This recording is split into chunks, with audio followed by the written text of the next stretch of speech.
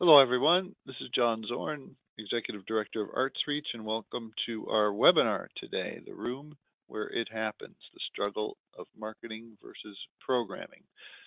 These webinars, as you know, are a benefit of being a member of ArtsReach, and we will record this and put it in our knowledge base, which you can access with your username and password, where we store a bunch of other things besides the recordings of webinars, such as our monthly e-nuggets, articles from our newsletter, presentations from our conferences, etc. And that's all available to our membership. Sean is with us today. You might remember he gave another webinar a couple of months ago on marketing trends A to Z. And he's with us again today on a very important topic. He will present his ideas for about 30-35 minutes, and then we'll take questions. So if you have some questions as he goes along, just type them into the questions box and send them on over, and then we'll handle them at the end of Sean's talk. So, Sean, you're all set. Go ahead. Thanks so much, John, and thanks everybody for joining us today. I am happy to be joining you from Allentown, Pennsylvania, which is about 90 miles west of New York City, 60 miles north of Philadelphia. We're going to dive into a topic that's come up a lot over many of the conferences and conversations that I've had with arts marketing colleagues, and that is marketing and programming, that eternal struggle. So with all due respect to our friends on Broadway and Hamilton, I got the inspiration when putting together the components of this from the lyrics of The Room Where It Happens. No one really knows how the game is played, the art of the trade, how the sausage gets made. We just assume that it happens, but no one else is in the room where it happens. And that's us sometimes in the world of marketing. So what we're going to discuss today is not only some tips and techniques for you to get into the room and who's in that room to start with, but also the importance of marketing and how do you build your case for the rest of your staff, the rest of your colleagues, your boss, on how to stay within that room. And then we're going to take a little bit of time, the second half of the presentation, to talk about some of the work that's being done here in Pennsylvania as part of a 21st century audience development program, where they've done some research as to the importance of programming into marketing. So we're going to look at it one way, and then we're going to look at it the other way. So that being said, who am I? Just a brief introduction if you haven't joined us before on webinars, as John said. I have been consulting with small and medium-sized businesses, nonprofits, and specifically in the arts for over 25 years. I'm the principal at Aspire Consulting Group, and what we do is professional development and capacity building for arts organizations, specifically through webinars such as this, other one-on-one training, and specifically mentorship programs. I'm going to talk a little bit about that and how we offer that service up to our friends and colleagues across the country. I'm also the advancement consultant for a big project that we're working on here in Allentown, the Cultural Coalition of Allentown, which has provided me a lot of insight into audience development and specifically diversity, equity, and those types of projects that are affecting all of us, maybe not so much in marketing, but certainly in development as we grow. I'm a presenter for IFEA and both the state organizations, Michigan and Indiana. Been working with John on ArtsReach for probably 4 or 5 years now, and also with the Pennsylvania Council on the Arts. As I mentioned, I'm a trainer and also on the Council for 21st Century Arts Marketing and Development and Audience Development Project. We're going to dig into some of their data. And you can follow me along here. I have my Twitter and email on the bottom of each page in case you want to reach out to me or follow along on my arts marketing blog. So that being said, here we go. jumping into an offer that we want to make to our friends and colleagues. I'll show this a little bit later. Because you're a member of ArtsReach and you're part of this project here today, if you'd like to explore mentorship with us, we are offering 1 month free on a 5-month project plan. So just shoot me a quick email and we can talk about that afterwards. So that being said, what are we going to do today? We're going to make the case for marketing. We're going to make the case for you as a marketing professional. We're going to talk about what happens when you get into the room and how do you keep marketing in the room as we move forward. So source material for today comes from four different pieces. One is the Nonprofit Marketing Guide annual report, which is put together by Kivy Miller. Fantastic resource for those of us in nonprofit marketing, not specifically arts marketing, but a lot of the things that we have to deal with working with our bosses, working with our colleagues kind of come up. She's very strong in the world of nonprofit communications, and she's great assets. If you don't follow her, you should. Also, Matthew Sweezy has put together some data we're going to talk about. He's from a Salesforce background. He's a consultant and a futurist, and if I ever move forward in my career, I want to be called a futurist. I think that's a great job title. Talked about the Pennsylvania Council on the Arts Project, then also Adam Thurman, who was writing the Mission Paradox blog up through about the end of last year. He's kind of put that on hiatus, but a lot of good kernels and nuggets of information that help us be better marketers in the arts world. So, but before we dig into everything, we're going to talk a little bit about who is in the room, right? So we all have these workspaces or conference rooms. So when you're setting up the room, that's being set up by the board, or it's being set up by the executive director or CEO, and they're choosing who's going to be in that room. It's usually the executive director, depending on your setup and your organizational structure. There's probably an artistic director, because this is programming, right? We're talking about programming room. Who is in there? The operations director is in there. Or whoever's filling that particular role of making sure that the logistics and the things that we're trying to accomplish make sense logistically and operationally. And usually the finance director's in there with their pile of beans that they've counted or they're going to count, and they've got an eye on the budget. They understand what needs to be accomplished. They understand how much money needs to be made or how much money can be spent.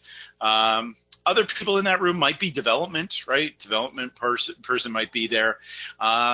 Some cases, box office, right? So the box office is going to have a finger on or a thumb on the pulse of what's going on. But sometimes marketing isn't in that room. And that's a big problem, and that's what I'm hoping to give you a little bit of idea on how to fix going forward. In your organization, I want you to ask yourself the question: what drives decision making in your organization? Are they purely financial? Most times not. Most times we're, as nonprofit organizations, we're more mission driven, but there's got to be a financial component. We're not going to plan the world's worst concert, right? We're not going to plan for no one to come and show up at our big theater debut. So there's a financial component that drives our decision making. There's an artistic, right? We want to be at a certain level of excellence. We want to be at a certain level of what the expectation of our brand is. We're not going to, we may put out community, if we're a community theater, we may be putting out something that's more participatory versus, a high level professional theater that's going to have a completely different audience and completely different expectation. If you're educational based, there's a lot of you joining us today from academia. There's an education piece to this. What are we doing to advance our students? What are we doing to advance our mission as a component of the educational community within our neighborhoods and within our cities and regions? And then, as I said, mission driven.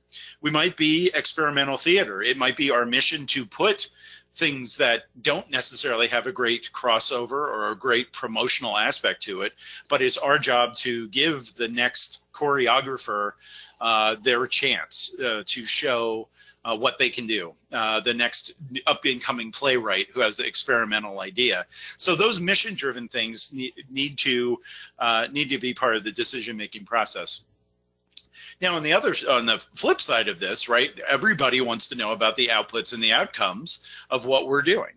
And when we talk about that, it's what are the success measures? What are the metrics by which things are a success, right? Hamilton's a success because you can't get a ticket for 10 years in advance, right? So that's hit not only on the creative side of things, but it's a hit popularity-wise. People want to see it, but there's only so many things. You know, we all know the stories now that, you know, the subscriptions are making a comeback now because on the back of Hamilton and other touring productions, we're able to build our new plans, you know, for the future based on these subscription models with really popular entities. But that might not be the only goal for us. We have these artistic goals that we just talked about.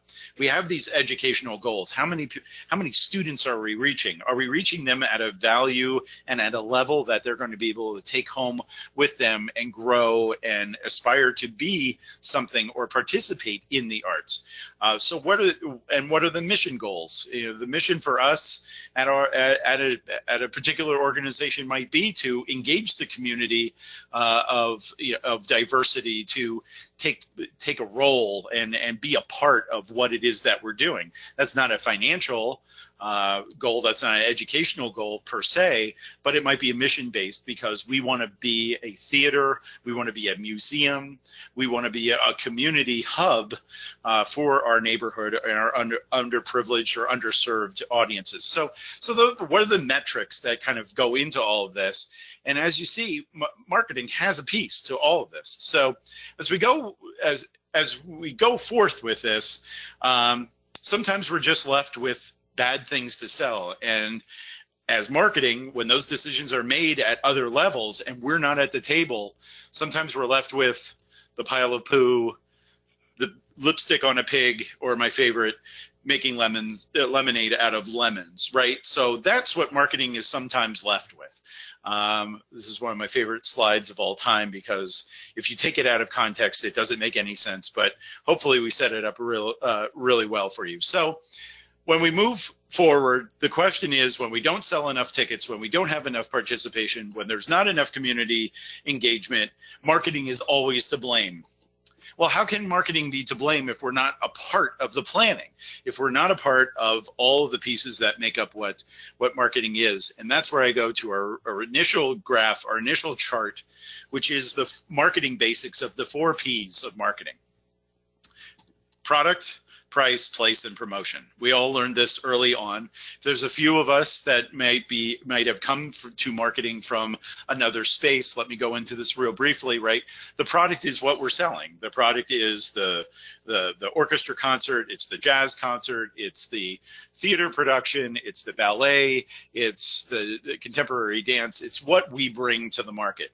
The price is sometimes set by us from other promoters or other people, but more times than not, it's the finance person and probably the executive director making decisions on, well, this is how much this is how much it's going to cost, and here's what the sets are going to cost, and here's our overhead cost, and that's all formulated. But you know, again, making the decision on that pricing needs to be a function of marketing as well, because you're the one that's got to go out and sell it. And a $99 ticket is going to be a heck of a lot tougher to sell than the $49 ticket or the $69 ticket. There's sometimes you can do that and you can play around with that, but you need to be able to have the marketing person sitting in the chair when these decisions are made, because you're the one that is going to have to drive it home. You're going to have to understand from the get-go why that price was set at where it is. Place is where we live. Place is where we're doing this, right? We're not really going to be able to function all of that. And P, the final P, is promotion. And that's really where most people put their marketing hats on and say, well, this is marketing's problem. This is marketing's job to get the word out, right? My favorite phrase of all time, get the word out. We've got a lot of work to do before we get the word out. We've got to think about which social media channels are going to work. We got to think about what we've done to build our brand. We got to worry about what our budget is for promotion, what is going to be printed, what is going to be mailed, what is going to be, sent by carrier pigeon, right? Whatever methods that are going to work for our particular project, our particular product, and our particular audience. So those are the keys as we get into the marketing basics. So the takeaways for you that I want you to leave this session with, to begin with, is advertising and promotion are not the only elements of marketing. They are not. There's these other pieces, which is price, which is the product itself. Does this make sense for the audience? Does this make sense for the right place and time? It's completely possible that it doesn't make any sense at all. But at least if you're in the room as marketing saying, you know what, I understand this is a mission-based decision that you're making. I understand that this is an educational decision that you're making. You can stand up and say, this is great.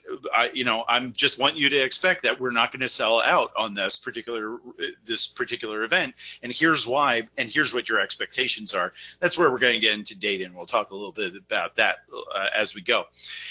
Effective advertising and promotion can only do so much. You can only put so much lipstick on that pig. You can only polish that poo so much until or polish the turd, as the case may be.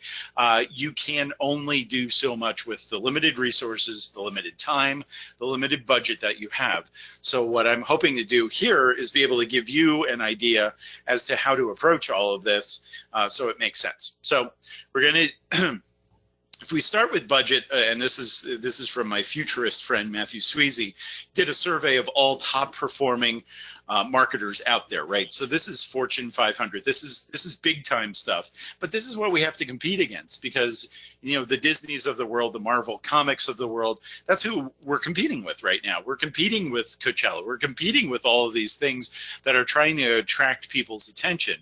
So if you want to maintain your brand, if you just want to kind of get done what you want to get done, you're going to need to spend between 2 and 6% of your gross revenue every year on just maintenance, just staying flat, 2 to 6%. If you want to grow a little bit, you're going to be spending what's considered here an average budget, and that's 7 to 12% of your gross revenues. So take the gross revenues of your organization. Are you spending between 7 and 12% on marketing? Most of us in the nonprofit space are not. Most of us in the arts marketing space are not. Sometimes it's 5%, sometimes it's 6%. But if you're at 10%, you're probably going to be able to show some growth. And you have to remember, like, all that social media that we were given for free for so long has gone away. And if you're doing social media, and unless you have something that's totally robust and you're really, really engaged with your followers, you're going to have to spend a good chunk of your budget now on social media. It's no longer free. And if you aren't putting money into social media, you better, it would be advisable for your next season, the next time your budgeting comes up, to do that. Then if you're fast growing, you want to spend 13 to 30%, which no one's going to pay 30% of projected revenues on marketing. And if you do, let me know, because I want to apply for that job, because that's a great place to be. So marketing 101, what I want you to be able to take away from this today is marketing as the teacher. We want we want you as the marketing person to be able to teach senior management what they need to know about marketing. We want you to teach the artistic and creative directors about what they need to know about marketing. And then you need to teach fundraisers in your organization, those development folks that are doing what they're doing, about marketing.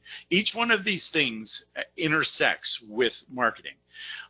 There's a pretty good chance that senior management doesn't have a deep marketing background. More times than not, they come from the artistic world. They come from the performance world. They come from the visual arts space, and they've kind of picked up through arts administration, marketing basics. What you need to be able to do is speak with a firm and confident voice every time that you're in a meeting, that you're there and you're not going away, and you're a key asset. You're as a key asset as that budget is with the finance director that they go over once a week. That you need to be talking about your marketing plans once a week. It is that important. When you start to get into artistic and creative directors, they're more it's more on the level of just informational, so that they understand what you bring to the party, how you can make them be more successful. But you still have to have that conversation, and you still have to be the teacher. And next, excuse me, you want to be working with your other colleagues in fundraising, even in finance, that this is why we're doing this. This is how it's going to help you. This is how it's going to help the organization. One of the biggest takeaways that I have in almost every time that I've given this presentation is the capital M versus lowercase m. Capital M marketing versus lowercase m marketing. And this will be really, really good for you as you get out there and start to teach. Capital M marketing is in the room. It's a C-level, and by that I mean a chief executive officer, a chief financial officer, a chief information officer, a chief marketing officer. It's a C-level. It's that room that I painted the picture of earlier on, that you're in that room when this is being discussed. It doesn't mean you need a title. It means that you need to be in that room, and so that you're part of the strategic planning and decision making as it happens. You want to be right there, front and center, to say, I think that's going to work, and here's how. I don't think that's going to work, and here's why not. Don't be negative Nancy, or the dark cloud of doom every time, because it's really easy to fall into that. But what you want to be able to say is, through data, through research, through analysis, through your own gut, that this is how we think we can make this project more successful. This is how we can sell more tickets. This is how we can reach our goals. Or these are the obstacles. These are the challenges that are going to come up. We don't have enough budget to do this. We don't have enough following to be able to bring this many students in. Whatever that case may be. You want to be able to build the team around the question is, how important is marketing? You want to be on that internal distribution list of leaders at yourorganization.org. I mean, you want to be on that distribution list because it's that important. Lowercase m marketing is not in the room. That's kind of where we all live right now. We're all in the space of, let's get the word out. I need to print brochures. I have posters that have to get done. There's a billboard contract that has to be signed. We have to do social media posts, at least 2 to 3 Facebook posts a day, at least 10 Twitter posts every week. I've got a YouTube shoot that's got to get done. That's the lowercase m that everybody thinks. It's tactics versus capital M marketing, which is strategy. So your tactics are your traditional techniques, your social techniques, any new digital techniques that come up, Google AdWords, all of your SEO that you're doing, the strategic partners and sponsors that are all part of that. That's where the tactics come in. So let's think capital M marketing. If you're not in the room, you need to get in that room, and you need to start having that conversation. How? Data is the key to get into the room. You want your data to be there from the very beginning. The difference between data, and this is a clear takeaway as well, the difference between data and info is that the data is raw, but information is the data with context. And that's the key part. You just don't want to throw data at somebody. I've heard executive director after executive director say, we've got problems here. I can't I don't know what to do with this. You told me this is how many people came to the website. This is how many people, like us. This is how many followers we have. What does that mean to me? So what your job, what your role in getting into that capital M marketing is making sure that you have the context to be able to back up your data. And that's basically information. So our four rules of data, and this is from Adam Thurman, numbers are not neutral. Trends matter more than the moment. How many times have we looked at click-through rates, open rates, and we've seen big spikes, but it's not part of the bigger trend. That you have to pay attention to. Going into the data with a question, that needs answering. Why did we not get that many people to the show? Why did we get that many people at this show? Start to answer questions rather than just, again, looking at the data as raw. Try to create context around that data. And remember that we're selling art. It's not just all about ones and zeros, dots and dashes. So creating marketing culture, we'll go through this really briefly. This comes from Kivi, and you'll see just looking at this chart, and I won't go through too much of this, but you can see where there's too many competing priorities.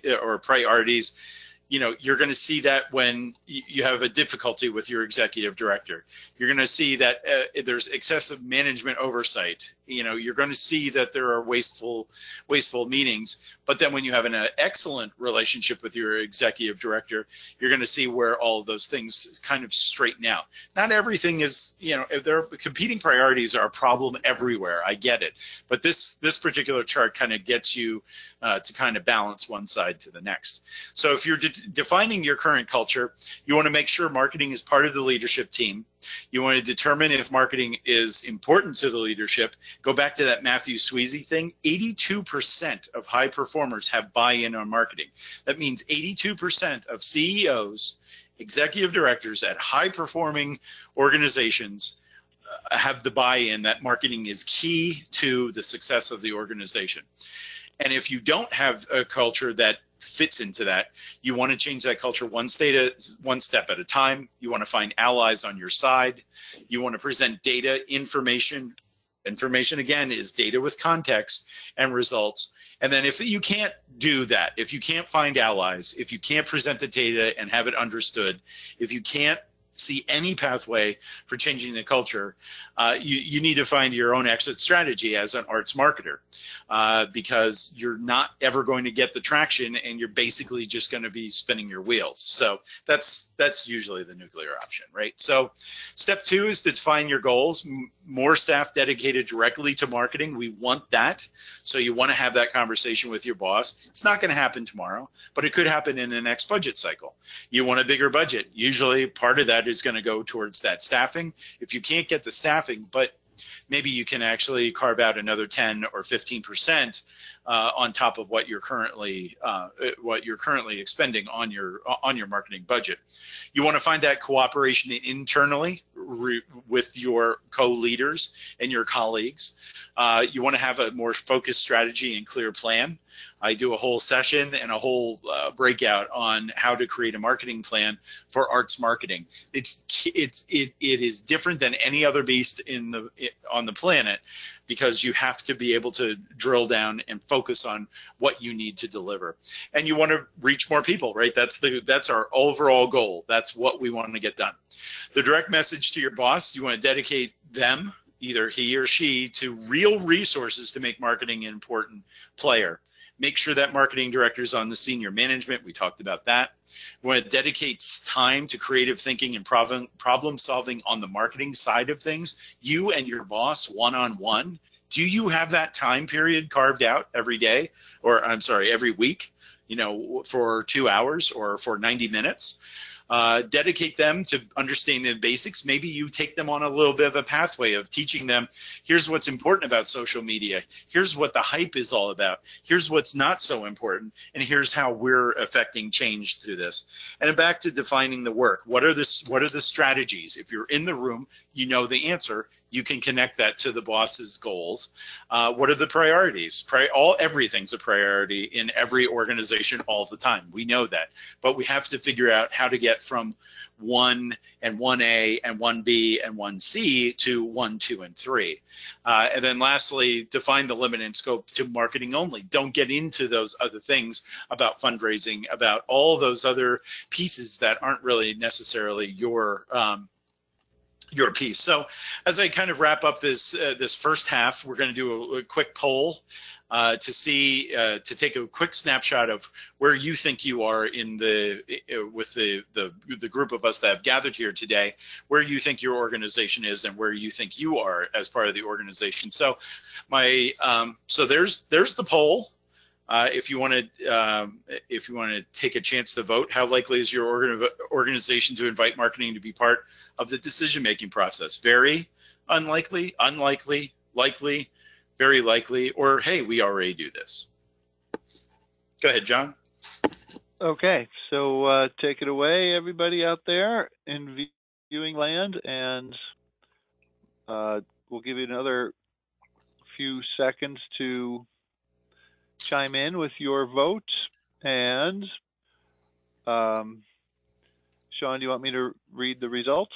Yeah, if you wouldn't mind, that would be great. Okay, so the poll is now closed.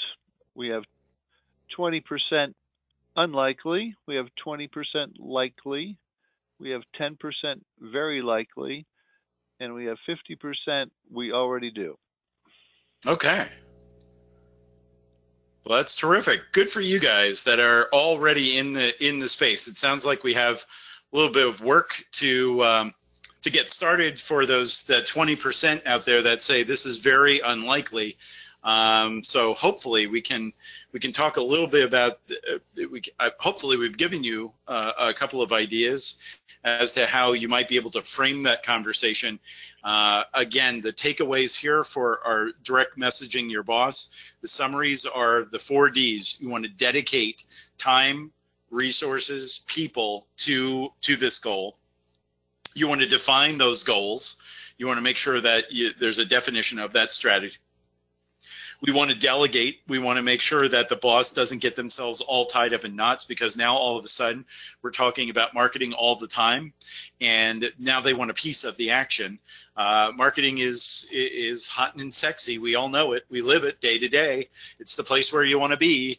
But there's real thought and process and concepts behind marketing that really it's kind of the sausage making that we talked about earlier.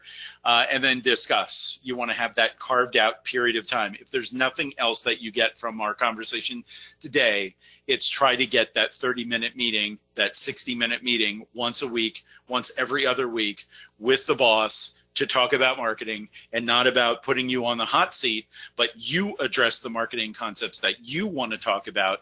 And whether that's in an educational forum, that here's what we're doing and here's why we're trying to do it, and here's what our expected outcomes or our expected goals are going to be. I think you should be able to leave this conversation with this particular webinar with at least 1 or 2 things that at least let you have that initial dialogue. So that being said, now we're going to dig into some of the marketing versus programming issues that we all deal with, and what some of this study has shown us. And there should be some takeaways here for you to also implement. So this is part of the arts marketing. This is the longest title in the history of the world, right? So this is, I'm glad they didn't print up business cards, because there wouldn't have been enough space, right? It's the arts marketing and audience engagement in the 21st century, building the capacity of Pennsylvania's cultural sector, ! Right? So that's pretty heady stuff. But when we get into what's going on, the actually recently retired executive director Philip Horn from the Pennsylvania Council on the Arts, he just left the position within the past 6 months. he kind of hit us, with a little bit of a 2x4 to the forehead in saying we are a very supply-oriented industry. We must do a better job at understanding what our audiences want and identify ways to reach that. I've heard that reach them. I've heard this multiple times ever since he said this, maybe about 18 months ago. This supply side. There is a lot of art out there, right? Art is constantly being generated in varieties of formats. There's people trying to, this very competitive space, and yet on the other side, we're not doing enough to develop new audiences or listen to the audiences about what they want and how they're going to engage. I mentioned the project that we're working on in Allentown. We've taken a 15-month project of needs assessment and strategic planning to figure out how a city that has a Hispanic population of roughly 55% of the population, and figure out a way that we can plug them into one of the finest art museums in the state of Pennsylvania, to plug them into the Symphony Association, plug them into the local theater, and get them to celebrate and engage their own culture in what has been there all along. So it's a really interesting pathway that we're taking. So, and many of us have the same challenge. It's, I just used Allentown as a little bit of a microcosm. So a lot of research went into this Council on the Arts. What they did is they surveyed just about every arts organization that would respond throughout the entire state to get this snapshot of what's going on. So as we go through this, hang on. As we go through this, so in order to improve marketing, you must fundamentally address your programming. So that's the hypothesis. That was the question that was asked. 25% of respondents, and these were all of the arts organizations in Pennsylvania, said our greatest strength is the quality of our programming. At the same time, 19% said the greatest challenge were due to the programming. And 66% shared innovative and experimental programming efforts to build audience engagement.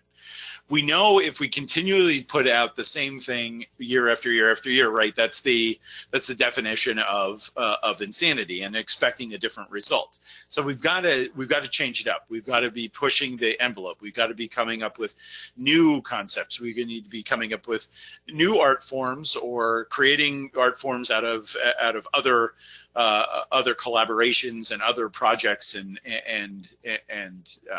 that such. So that's kind of the snapshot of where these organizations were. So we need to be designing programs to broaden current audiences and to be able to cross-pollinate more frequently.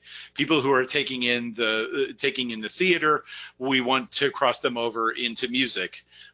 If they're doing classical, we want to cross them over into jazz. If they're participating in Latin music, we want to cross them over. Every different genre has this cross-pollination that we want. We don't want to focus only on your genre. The people who are currently in our audience base, right? We're about audience development. So we need to be listening, we need to be experimenting, we need to be trying some new things out there. And this is where marketing plays the role with programming, right? This is where you can have the conversation and say, I've been doing some research, and in Toledo, Ohio, or in Cincinnati, Ohio, or in Albuquerque, New Mexico, here's what's going on. Your programming person's going to already be on that cusp. They're going to be knowing that research and doing that research, but you as the marketing person, it's going to be an interesting dialogue, because now you're not crossing over. Don't get too big for your britches, but if you can come to it from a marketing aspect of here's how many tickets are sold, here's what the engagement was with the community, here's what the fundraising aspects were, if you're holistically looking at it, that is a really interesting conversation for you to be having with programming. We all want to be more audience-centric. We all want to listen to the audience. We all want to be able to do things that engage the audience. How many times have we heard it's not necessarily about going to the art museum anymore. It's about the engagement. It's about the exposure. It's about how I can be participatory in this particular aspect of art enjoyment or art engagement. So you need to be thinking about those things. You want to focus on what the audience are obviously interested in and looking for. Again, that's where looking at other organizations or other regions that are similar to yours and coming up with some new ideas and sharing those with programming and having that conversation with programming that you're taking an interested, active participant in this rather than letting it happen to you. That's what I'm like. Programming shouldn't come to you. It should be a hand-in-hand project. Like, hey, this could really work, or this is what happened in this theater. You know, maybe we could experiment with something there. You want to transform your product design by deeply listening to the audience and specifically seeking to understand their wants and needs and desires. Right. So that's key to every project. It's key to every sector. I just want you to be thinking about this as from an arts marketing point of view. So we want to build trust with our customers, our patrons, our teammates, our colleagues, our co-leaders. We want to make guests feel welcome every time they come in. You want to understand why your art is relevant. Why is the theater relevant right now in a Hispanic community of that's 55% Hispanic? Why is dance relevant right now? You know, and maybe instead of the ballet or contemporary, we're talking about hip hop. You know, these are the kind of questions that programming's thinking about, but you need to be thinking about it as well as a marketer. Content and programming helps to build the bridge wherever. You know, it's going to be the bridge from your organization to the community. It's going to be your bridge from your academic institution to the community. I hear so many times that there's a two-way street, but we're not communicating. We're not connecting in the ways that we need to. This is a quote, and we probably all live this in one way, shape, or form, and that is, it does take a lot of time, a lot of resources, and you don't always get the instant gratification that you want or you think you deserve by doing all the research and all the background to be able to make these types of decisions and have these types of conversations. It's the conversations that lead to the decisions that lead to success. If you're not having those conversations up front, I can't guarantee you're going to have the success that everybody wants at the end of the day. Organizations are broadening their audience. You're walking this tightrope, right? On one side, how many times do we have this, right? You have to play the old chestnuts. You know, you have to be able to play the quote unquote dead white guy music in the concert hall. On the other side, you have new audiences that don't necessarily want to hear that music because of the cutbacks in school education and arts education in the schools. We find this numerous places. There's not a appreciation. So you're almost starting at ground zero when you're starting to talk about getting people to appreciate music in the first place. And if you have this hulking concert hall or symphony hall, you need to be able to think, okay, how do I take this connection and make it real between what people's expectations are, and maybe they have very low expectations, and what you're delivering. So that's got to be in this, again, this strategic mindset. I just had this conversation this morning with somebody.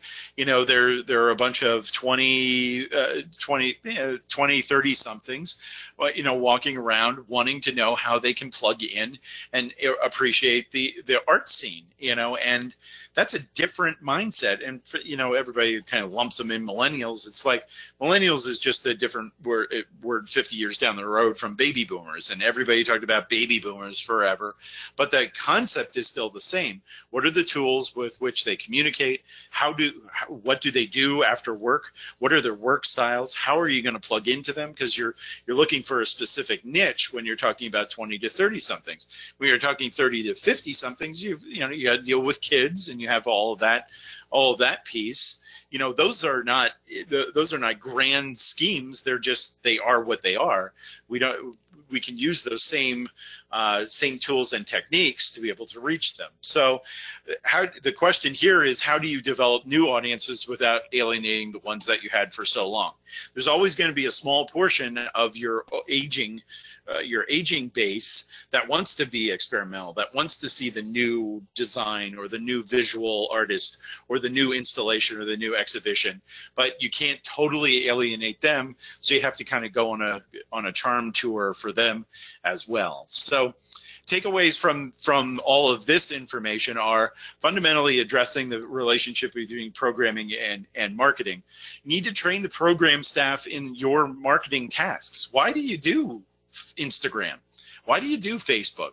Why don't you do Twitter?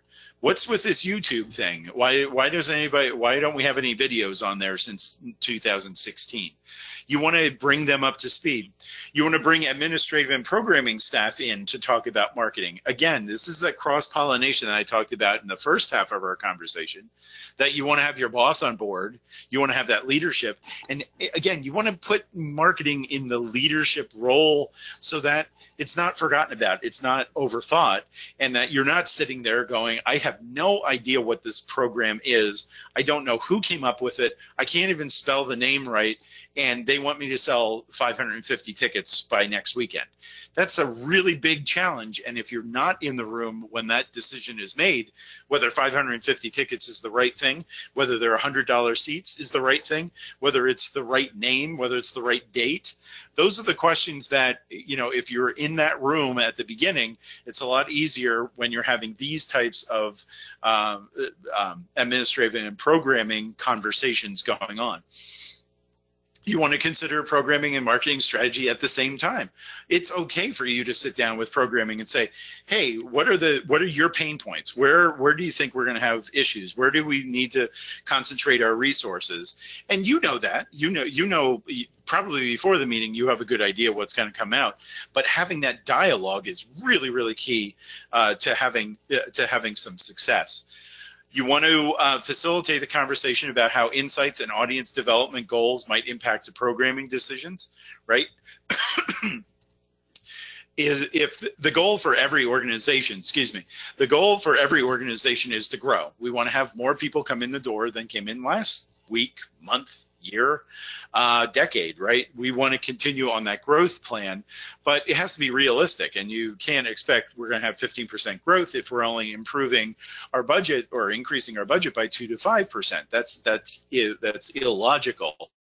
Or if we're programming something that's not going to be popular, it's going to be really popular, and you're going to sell a lot of Nutcracker tickets, and you're going to sell a lot of Hamilton tickets, and you're going to sell a lot of the most popular things, but you have to balance that with what your new audience development is going to be by trying some avant-garde or trying something that's kind of a little off the beaten path, but might just push enough new people in the door to say, hey, this organization really has their act together. And then you want to quantify, last piece here is quantify how much program and administrative time is spent on marketing or efforts related to audience development and engagement. How much time is spent in a meeting room saying we need to grow those 20 to 30-year-olds and come in and take part in our next exhibition? How are we going to quantify that, and how much time are we going to spend around building that strategy? Make sure that you're measuring each piece of this, because it's going to make it that much more successful as you go forward. Engage your programming staff in the marketing. You may have seen, or you may actually already do this. Post photos and other content that's immediate and relevant to what's going on. You want to have a monthly meeting that incorporates programming staff into the social media calendar. Hey guys, here's what our plan is. You know, we know that we're going to have a load in here. We're going to have a gala here. We're going to have a meet the artist here. We're going to have a behind the scenes. We're going to have a brown bag lunch. We're going to do this, this, and this leading up to the next concert.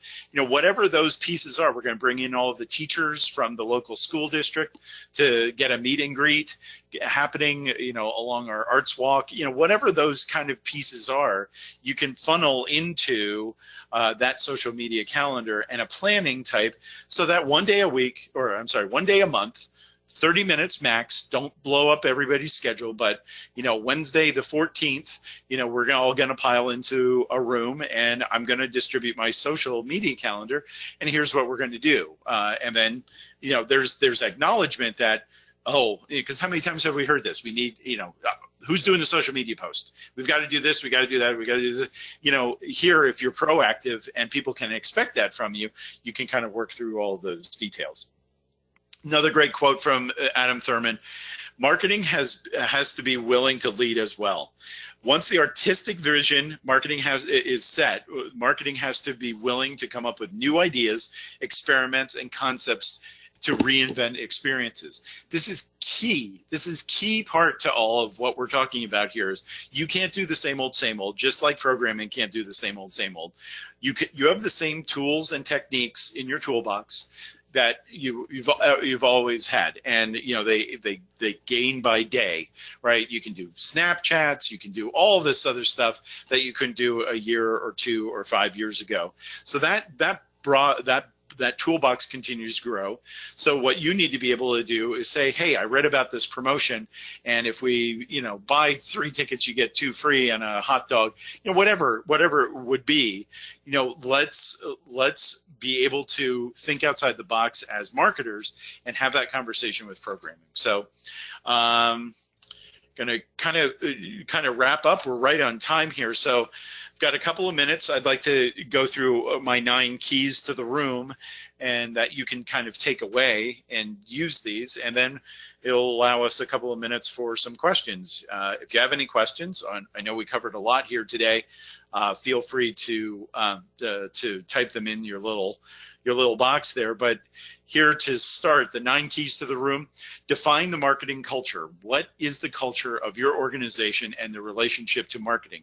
Are you a marketing-led organization? It sounds like there are a couple of people that were on the call today that actually have things in the right place.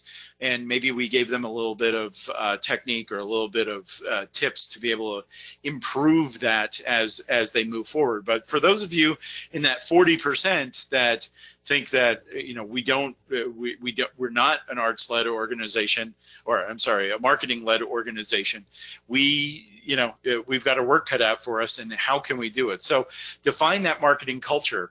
There are places, and they're usually the more successful ones, just between you and me. The most successful ones put a lot of emphasis and resources behind marketing.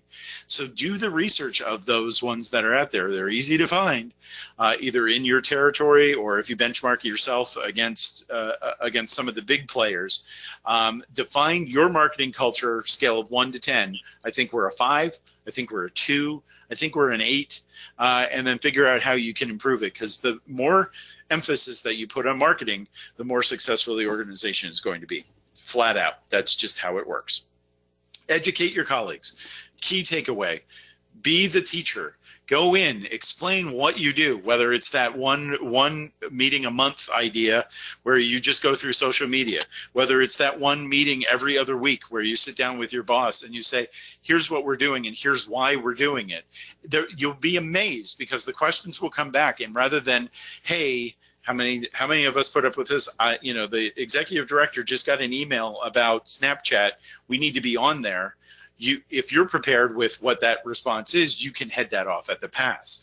And by being proactive and educating your team and educating your boss and educating your colleagues, you're going to put yourself in a position of leadership, which is really a professional development choice that you're going to make. Differentiate your capital M from your lowercase m work. Your capital M work is the strategic thing. You need to be part of the decision-making team. Your lowercase m, that's what you do every day. That's how you thrash about and get everything done that you need to get done. Use data in context to present actionable information. Don't just provide data. Don't print off a sheet or email your Google Analytics to your boss and say, here's what our website did. because all that's going to do is open a world of hurt for you, because you're going to have to explain, or they're going to, if they're worth their salt, they're going to come back and they're going to say, well, how does that compare to this? How does that compare against our competition? How is this? How is that? You need to provide it in very small, bite size, actionable information so that they can make decisions that'll help you do your job better. Work with your boss on those 4 Ds. We'll just talk about them real quick again. Dedicate time and resources, budget and staff. Define what the goals are and make sure that you stick to them and what the metrics are going to be. Delegate. Don't do it yourself and don't have your boss do it. Make sure that everybody understands that your role is X and we expect Y, from that activity. And discuss it with your boss, discuss it with your team if you have one, discuss it with the other people that are in the office. Make sure marketing is at the table. Negotiate for more resources. Do that all the time. That also, by the way, PS means a raise for you.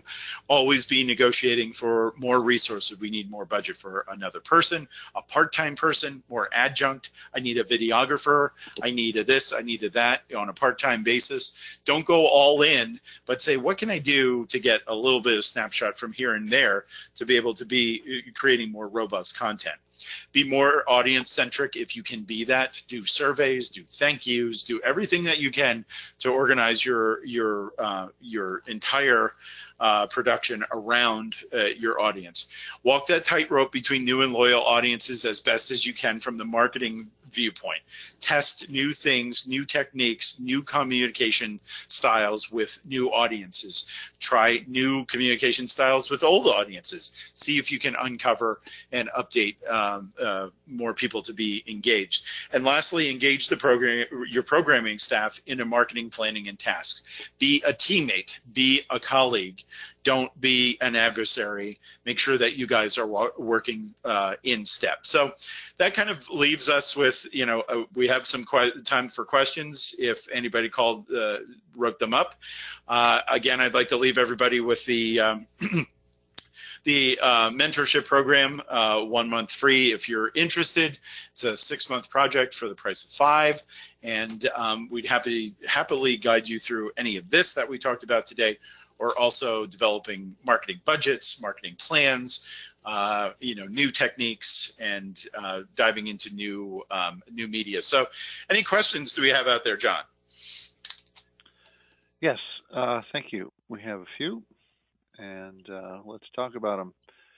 Brad from Arizona Broadway Theater writes in, our board of trustees does not realize that out of 8 main stage productions, 4 of those shows may be the only ones available within that time slot and artistic choice. So, how do we get in the boardroom? Well, I think first and foremost, find out if there's a marketing subcommittee of the board. That would be your first best step. And if there is, make friends with whoever's the co-chair or the chair of that board. If there isn't a board subcommittee of marketing, I would advocate you to talk to your executive director about seeing if that's a possibility. To be able to create something like that. It doesn't need to be, you don't need to have 18 players on it. You need 3, right? And hopefully you're appointed to that as the staff support. So that would open up a couple of different things. It would open up the ability for the board to add more potential members that would eventually join the board of trustees, but it would be a subcommittee that you wouldn't necessarily have to function as a full board member to be a part. So it's kind of a recruiting tool, and I don't know of a nonprofit organization that isn't always looking to recruit new board members. So that would be my first, and make sure that the 3 players that are on there, have have the resources, have the connections. It's not necessarily a money thing, but it would be an opportunity for, somebody from the local media companies, somebody from that runs an advertising agency or a marketing firm, somebody who's retired from a marketing firm.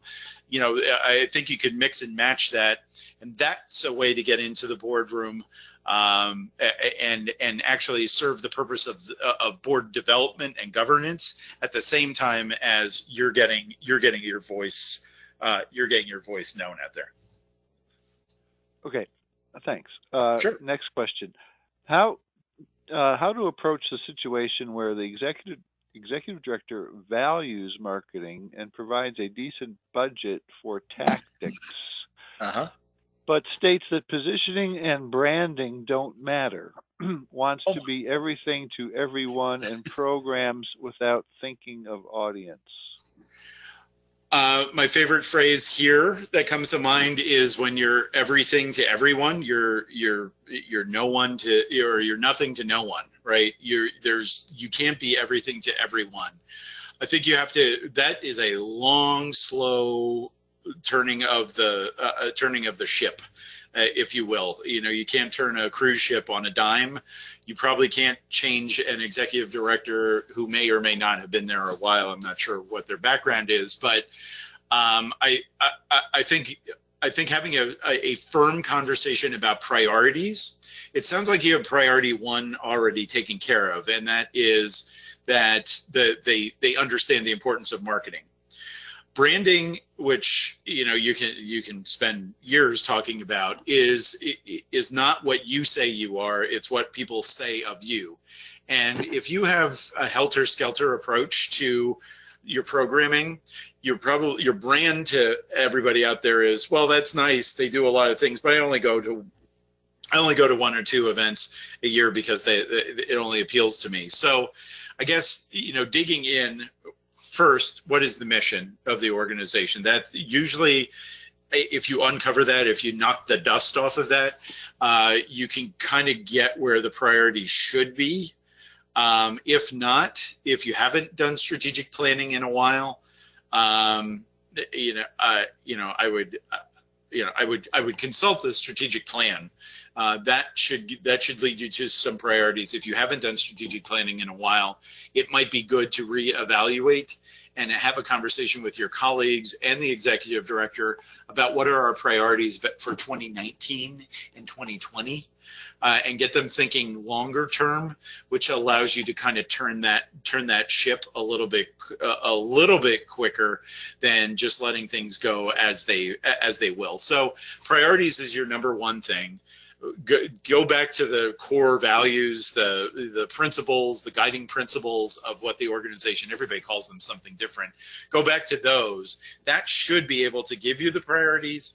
And if not, then it's a conversation between your colleagues. And if you guys do an annual or a biannual retreat where you get the leadership together to talk about where you're at.